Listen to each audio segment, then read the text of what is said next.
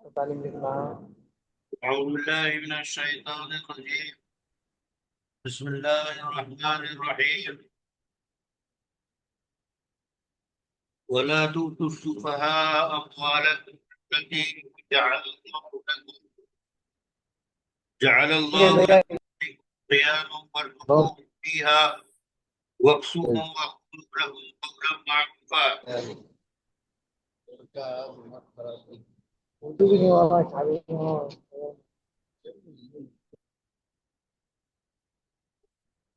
اور کم عقلوں کو ان کے مال نہ دو جسے اللہ نے تمہارے لیے گزر بسر کا ذریعہ بنایا ہے، اور انہیں اس مال میں سے کھلاؤ اور پہناؤ اور ان سے مناسب اور اچھی بات کہو۔ اس آیت میں اللہ تعالیٰ نے چند احکام دیے ہیں کہ کم عقلوں کو ان کے مال نہ دو۔ ان احکام کا نچوڑ یہ ہے کہ جن بچوں کی پرورش تمہارے گھر میں ہے اور ان کا مال تمہارے پاس ہے، اور وہ بچے اتنی سمجھ نہیں رکھتے کہ مال کہاں خرچ کریں کہاں خرچ نہ کریں، اس کا ان کو ادراک نہیں، بلکہ مال کو بے محل خرچ کرتے ہیں، اور اگر مال ان کے ہاتھوں میں رہنے دیا جائے تو وہ مال جلد تباہ و برباد ہو جائے گا، ضائع ہو جائے گا، جبکہ مال کی خود اپنی جگہ بہت اہمیت ہے، چونکہ مال ہی کے ذریعہ ظاہری انسانی جسمانی اور اس سے ملحق روحانی زندگی کی بقا ہے۔ اس لیے جب تک مال کی اچھی طرح سمجھ اور تمیز ان کو حاصل نہ ہو جائے اس وقت تک ان کے حوالے مال نہ کیا جائے، بلکہ ان کے مال میں سے ان کی ضروریات کا خیال رکھا جائے، جو بنیادی ضرورتیں ہیں اس کی تکمیل کی جائے، جیسے کھانے پینے اور پہننے کے مصارف کو برداشت کیا جائے، اور انہی کے مال میں سے ان چیزوں کی تکمیل کی جائے۔ اور جب تم سے وہ وقت بے وقت مزید مال کا مطالبہ کریں تو ان کو پیار بھرے لہجے میں سمجھا دو، ٹال دو، تسلی دو، اور کہو کہ تمہیں پریشان ہونے کی قطعاً کوئی ضرورت نہیں ہے، تمہارا مال ہی تو ہمارے پاس ہے، ذرا تم اور بڑے ہو جاؤ، ہوشیار ہو جاؤ، سمجھدار ہو جاؤ، تو یہ مال تمہارے حوالے کر دیں گے۔ اس لیے یہاں یہ کہا گیا کہ ان کے ساتھ اچھی بات کرو، بھلی بات کرو۔ مفسرین کہتے ہیں کہ اچھی بات میں بہت ساری چیزیں داخل ہیں، مثلا ان کو زندگی کے گزارنے کے عادات سکھاؤ، اور پرورش اس طرح کرو کہ وہ کھانے پینے، اٹھنے بیٹھنے، بات چیت کرنے، باہمی ملاقات، ایک دوسروں کے ساتھ برتاؤ، معاملات کس طرح انجام دیے جائیں، لوگوں کے ساتھ کیسے وقت گزارا جائے، یہ ساری باتیں ان کے علم میں لاتے رہو اور انہیں سمجھاتے رہو، اس طرح ان کی تربیت کرتے رہو۔ اور پھر دوسری آیت میں ہے وَابْتَلُوا الْيَتَامَىٰ حَتَّىٰ إِذَا بَلَغُوا النِّكَاحَ فإن آنستم منهم رشدا فادفعوا إليهم أموالهم ولا تأكلوها إسرافا وبدارا أن يكبروا ومن كان غنيا فليستعفف ومن كان فقيرا فليأكل بالمعروف وإذا دفعتم إليهم أموالهم وأشهدوا عليهم وكفى بالله حسيبا. یعنی یتیموں کو آزماتے رہو اس بات میں کہ ابھی شعور بیدار ہوا یا نہیں، تمیز آئی یا نہیں، یہاں تک کہ جب وہ نکاح کے قابل ہوں تو اگر تم ان کی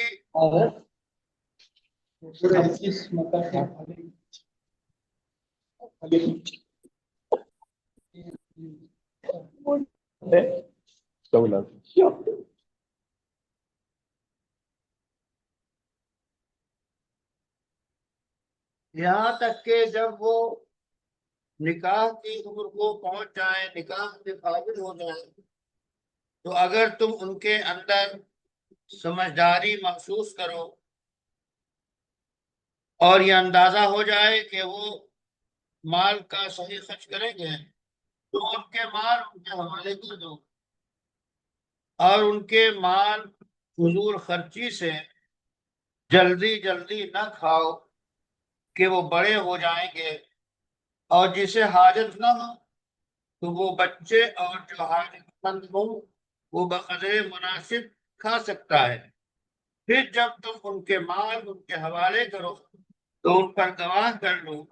اور حساب لینے کے لیے تو حقیقی محاسب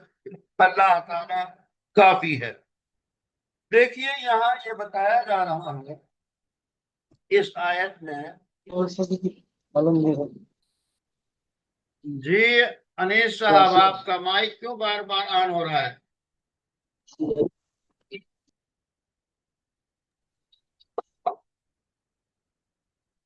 کچھ پوچھنا ہو تو بتائیے۔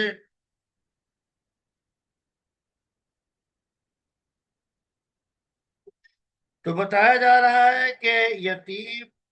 جن کے مال تمہارے پاس ہے ان کے حوالے مال کرنے کے سلسلے میں بڑے دو ٹوک مسائل اور احکام دیے گئے ہیں۔ اللہ نے فرمایا کہ جن یتیموں کا مال تمہارے پاس ہو ان کے شعور اور دانشمندی کو پرکھتے رہو، آزماتے رہو۔ مثلا جس کی یہ صورت ہے کہ ان کا مال دیکھ کر وقتاً فوقتاً دیکھتے رہو، کچھ مال ان کے حوالے کر کے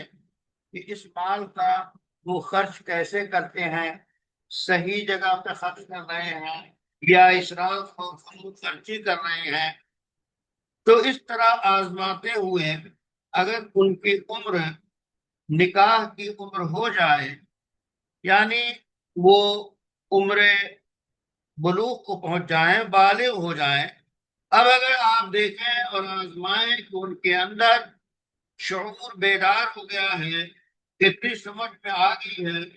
کہ مالی معاملات وہ اچھے طریقے سے طے کر لیتے ہیں، تو ایسے وقت میں ان کے مال ان کے حوالے کر دیا جائے۔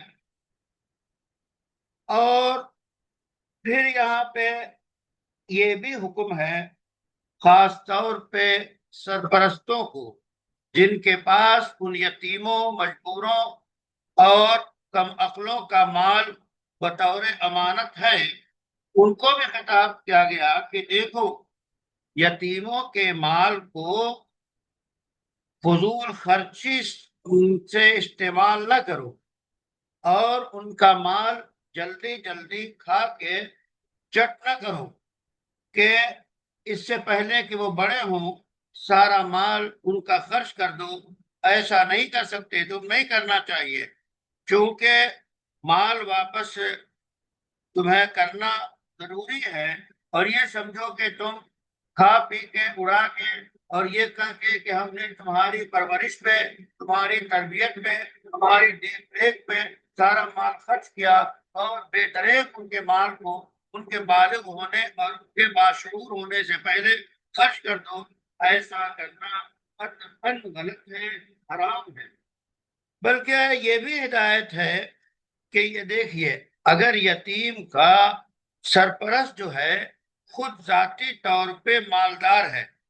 تو اسے یتیم کے مال میں سے کچھ لینا، کھانا اور اپنی ضرورت کی تکمیل کرنا جائز نہیں ہے۔ اور اگر یتیم کا جو سرپرست ہے وہ مالدار نہیں ہے بلکہ وہ حاجت مند ہے، تو ایسے وقت میں مناسب طریقے سے یتیم کے مال میں سے اپنے اوپر مناسب انداز میں ضروری ضروریات کو میں صرف کر سکتا ہے، اور کوشش یہ ہونی چاہیے کہ اپنے اوپر کم سے کم خرچ کرے۔ تو اس سلسلے میں گویا یتیموں کے مال ان کے حوالے نہ کرنے لگو، اس بات پر گواہ بھی کرے تاکہ بعد میں کوئی جھگڑا نہ ہو۔ یعنی جب تم دیکھ لو کہ وہ سن شعور کو پہنچ گئے ہیں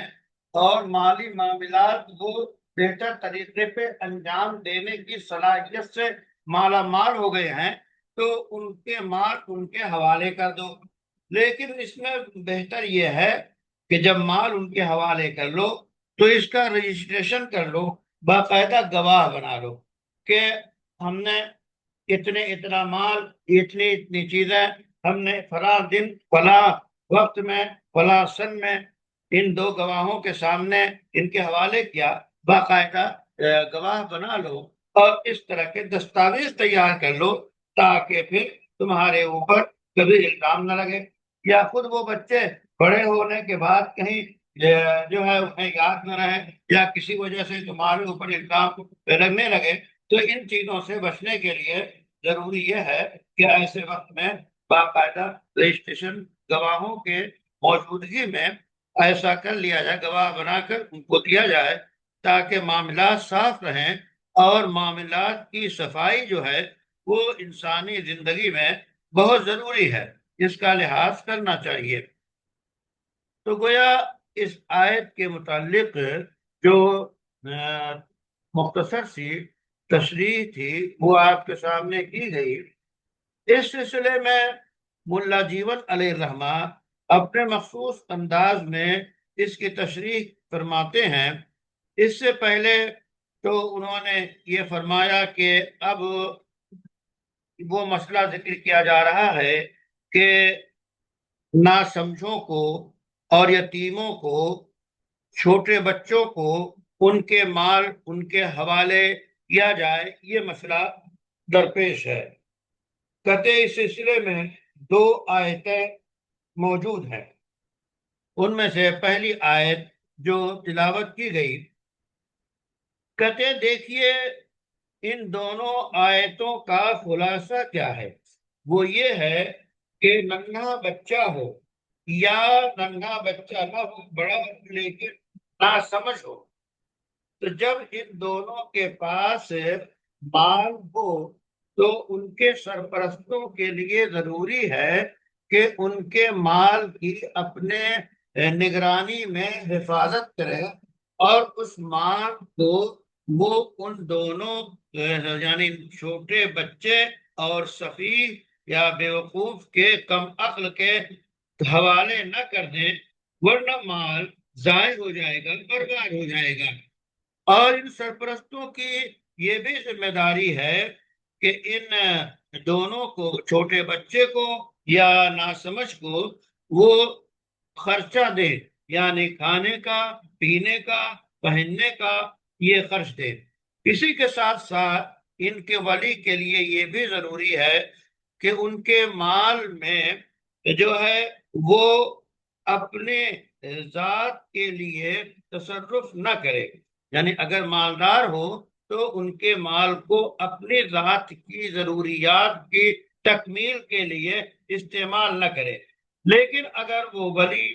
اور سرپرست جو ہے محتاج ہے، شرعی اصطلاح میں فقیر ہے، تو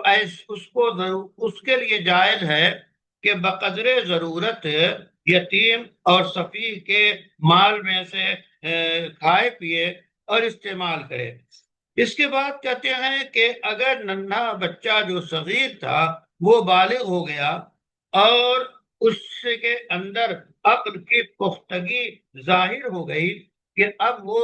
بے وقوف یا کم عقل نہیں ہے، تو ایسی صورت میں ولی اور سرپرست کی ذمہ داری ہے کہ سارے مال اس کو اس کے حوالے کر دے اور اس معاملے پہ دو گواہ بنا لے۔ تو گویا یہ خلاصہ ہے ان دو آیتوں کا جو صغیر اور سفیہ کے متعلق موجود ہے۔ اس کے بعد کہتے ہیں اب اس خلاصے کے بعد آپ آئیے اور ان دو آیتوں کی لفظی ایک ایک تفسیر دیکھیے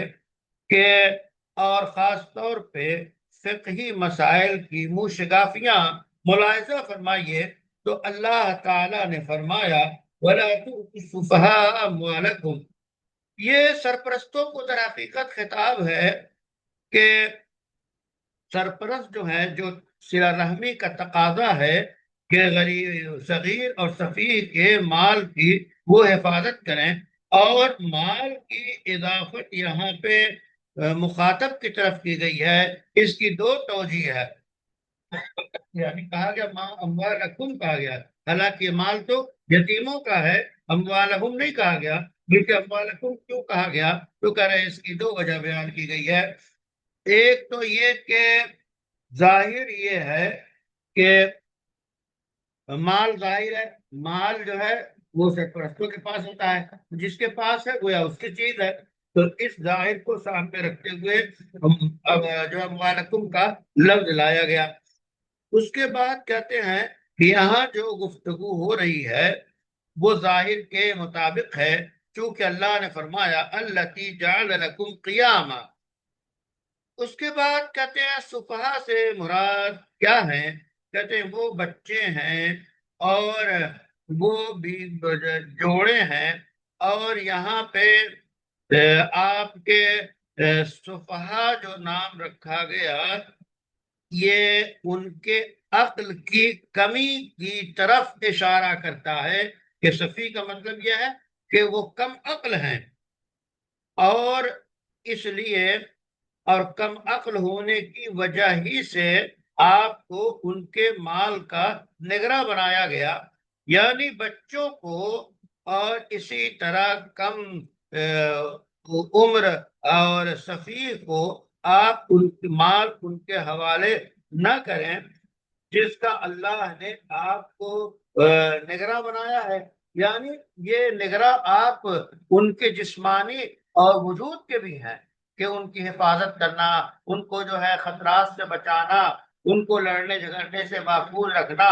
اسی طرح آپ کے معاشی ذمہ دار بھی ہیں۔ تو مطلب یہ ہوا کہ ہر ایک شخص کو جو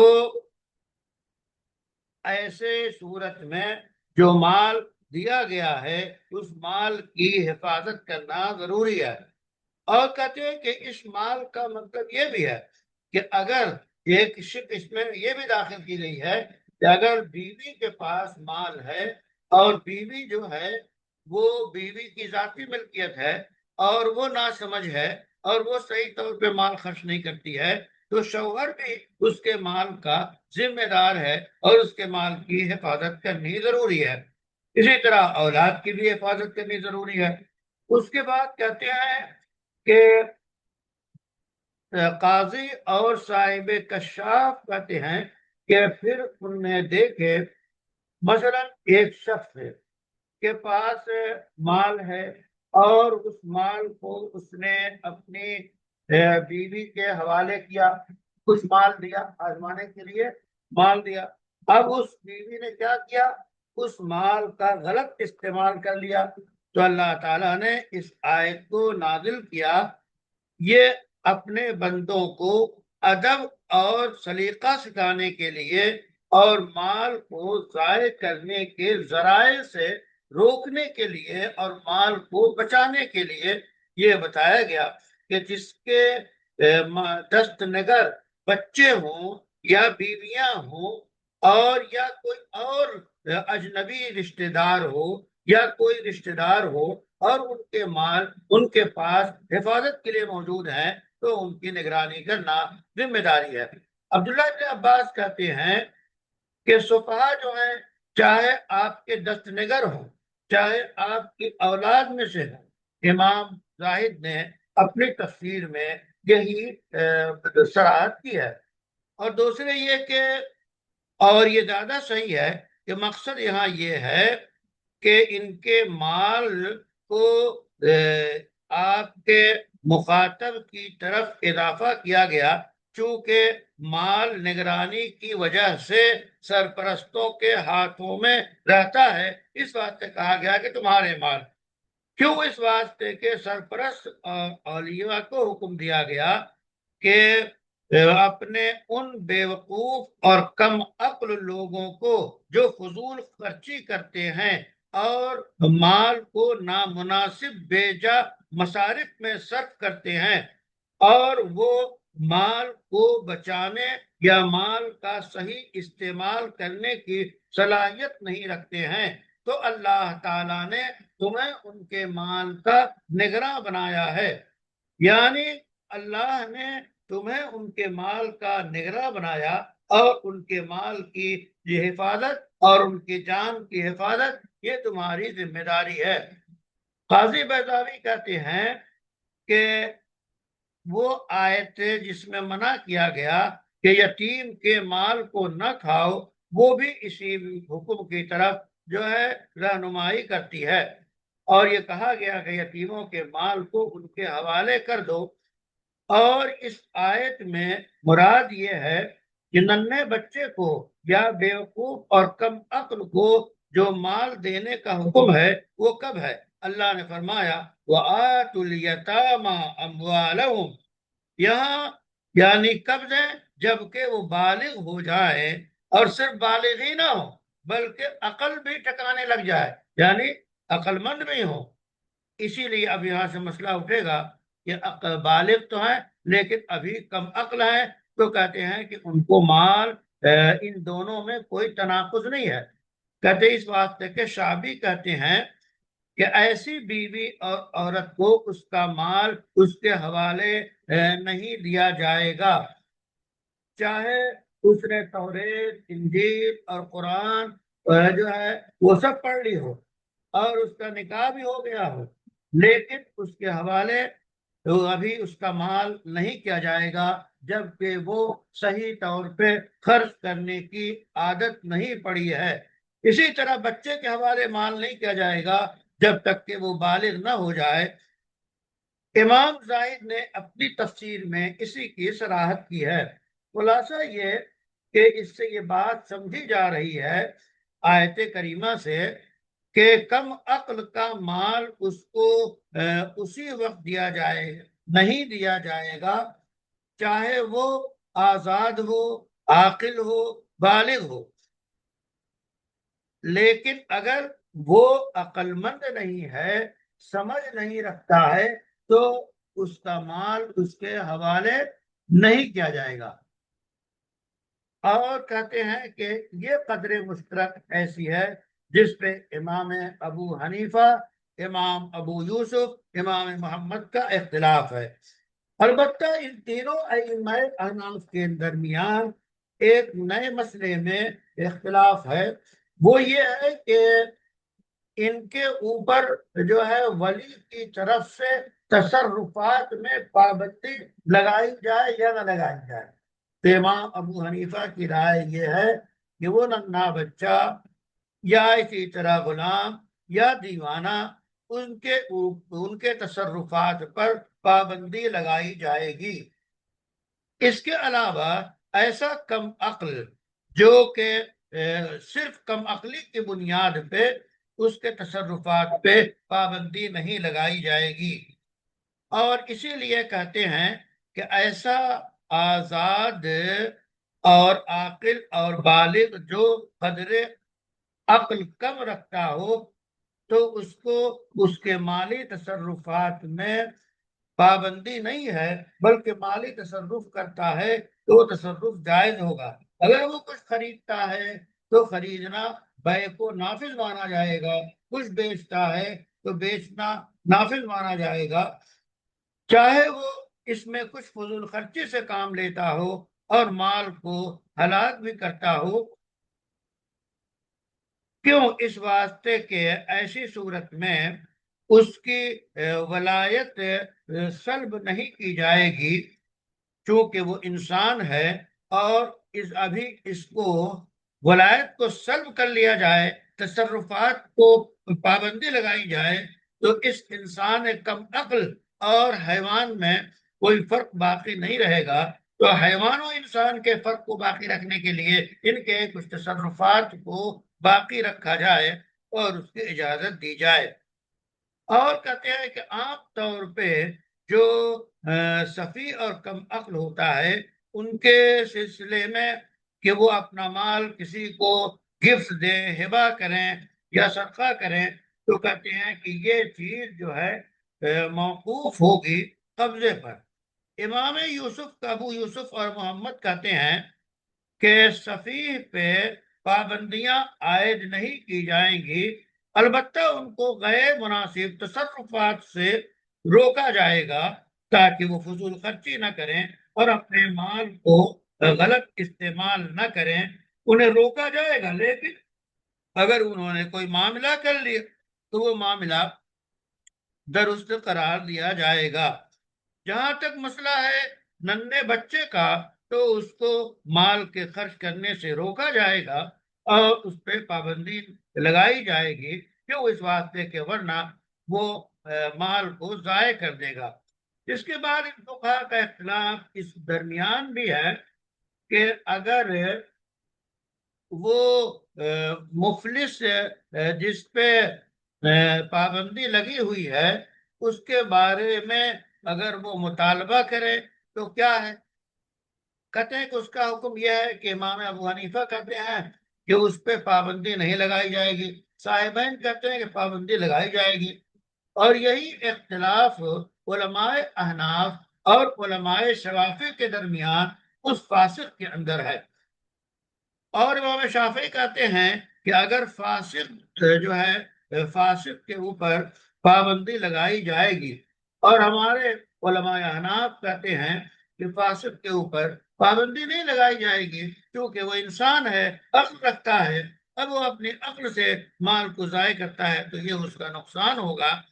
اور کہتے ہیں یہ ساری باتیں آپ کی مشہور فقہی کتاب ہدایہ میں موجود ہیں۔ اللہ نے یہ فرمایا کہ وَارْزُقُوهُمْ فِيهَا وَاكْسُوهُمْ، یعنی یہاں پہ سرپرستوں کو خطاب ہے کہ وہ کم عقل لوگ جن کا مال آپ کے قبضے میں ہے ان کو اس قدر مال دیں کہ وہ روزینہ کھانا پینا اور پہننا ان چیزوں کو کی ضروریات کی تکمیل کر سکے، اور ان سے تم بھلی اور میٹھی بات کرتے رہو، اچھے طور پہ پیش آتے رہو، ان کے جمع خاطر کرتے رہو، دل کو ان کے بہلاتے رہو، کہ جہاں تمہارے اندر صلاحیت پیدا ہو جائے گی، جہاں تم ذرا سا بڑے ہو جاؤ گے تو ہم تمہیں تمہارا مال تمہارے قبضے میں دے دیں گے، تمہارے حوالے کر دیں گے۔ اللہ نے فرمایا ارزقوہم فیہا، یعنی ان کو جو تم روزینہ صرفہ دو، خرچہ دو، وہ روز آنا کے مطابق دو، جس میں کھانا پینا پہننا یہ سب چیزیں داخل ہیں۔ گویا اس واسطے یہ کافی گفتگو ہے کہ اس کو متعدی کیا اکثر فقہا نے۔ کہتے ہیں کہ پہلی بات یہ کہ اب دیکھیے، کہتے ہیں میرے ذہن میں یہ بات چند اشعار ہیں، اور وہ یہ کہ لا يجوز اداء المال الیہم وان کان بقدر الرزق والکسوۃ، کہ ان کو مال دینا ان کے ہاتھ میں درست نہیں ہے، چاہے کھانے پینے اور پہننے ہی کا مال ہو، یعنی یہ مال بھی ان کے ہاتھ میں ہی دیا جائے گا بلکہ ان کی ضرورت کو پورا کر دیا جائے گا، ان کا سوٹ لائیں گے، ان کے کپڑے لائیں گے، ان کے کھانے پینے کا کچن کا انتظام کریں گے اور ان کو کھلائیں گے۔ تو ایسا نہیں ہے کہ تم ان کو پیسے دے دی جاؤ، تم کپڑے خرید لو، تو پھر فائدہ کیا ہوگا؟ وہ مال غلط خرچ کر دیں گے۔ بلکہ ذمہ داری ہے آپ کے سرپرستوں کی کہ وہ اپنے طور پہ ان کے کھانے پینے پہننے کا انتظام کر دیں۔ اور اسی طرح مفسرین کی گفتگو یہ بات بھی بتاتی ہے کہ اللہ نے فرمایا کہ وَارْزُقُوهُمْ فِيهَا وَاكْسُوهُمْ، اور کہا کہ ان کے کھانے اور پینے کی جگہ اور رہنے کی جگہ کا بھی انتظام کریں گے۔ ایسا نہ ہو کہ تم ان کے مال میں تجارت کرنے لگو یہاں تک کہ ان کا نفقہ ان کا قسمہ نفع میں سے ہو، لا من سلب المال، اصل مال میں سے نہ ہو، تو پھر وہ خرچ کرے اور کھائیں۔ یہ بھی ایک مسئلہ ہے کہ یتیموں کے مال کو تجارت میں سرپرست لگا سکتے ہیں یا نہیں۔ بعد کے فقہا اس کی اجازت نہیں دیتے ہیں، کیونکہ مال ڈوب جائے گا، ختم ہو جائے گا اور کہہ دے گا کہ نقصان ہو گیا، اس بات پہ الزام آئے گا، اس بات پہ ان کو تصرفات یعنی تجارت کی ان کے مال میں اجازت نہیں ہے۔ اسی طرح کہتے ہیں کہ اگر یہ بےخود جو کم عقل کا مال جو ہے بئی طور کے اس میں سے زکوٰۃ نکالے اور اسی طرح ان کے بچوں پہ ان کی بیوی پہ خرچ کرے اور ان کا نفقہ جن لوگوں کا ان کے اوپر واجب ہے ان کے لیے خرچ کریں، تو مناسب ہے کہ اس کے مال کو اسی انداز میں خرچ کریں بہتر طریقے پر جو شریعت نے کہا کہ شریعت کے حق پہ اور بندوں کے حقوق کی تعمیل کی جائے گی۔ امام زاہد کہتے ہیں اس کا مطلب یہ ہے کہ بیوی کو نفقہ کے بقدر عورت کو مال دے، مہر دے اور ان کی اولاد کو لباس دے، خرچہ دے، کھانے کا اور پینے کا، صبح اور شام کا کھانا دے۔ فقہا کے نزدیک صبح اور شام کا کھانا کافی ہوتا ہے، اور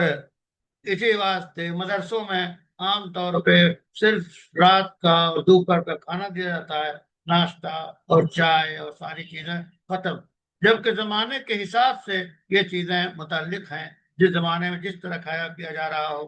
آج کل دو چائے تو ایک ضرورت ہے، اس کی تکمیل بہرحال کینٹین کے ذریعہ ہوتی ہے اور الگ مسائل ہیں۔ اور ان سے کہا قولوا لهم قولا معروفا، ان سے بہتر اور بھلی بات کرتے رہو، یعنی ان کی جمع خاطر اور انہیں یاد دلاتے رہو کہ جب تم بڑے ہو جاؤ گے تو تمہارے حوالے تمہارا مال کر دیا جائے گا۔ اور اس سلسلے میں اور بھی گفتگو ہے جو آئندہ نشست میں کی جائے گی۔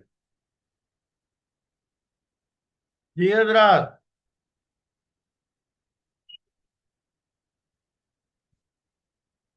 آواز پہنچ رہی ہے؟ مولانا مشتاق صاحب،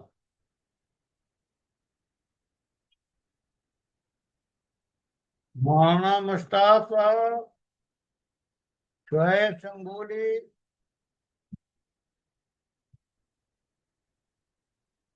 کوثر صاحب، جی السلام علیکم مفتی صاحب حضرت، آواز الحمدللہ بہت بہترین ہے۔ ٹھیک ہے۔ مشتاق صاحب، مولانا مشتاق صاحب،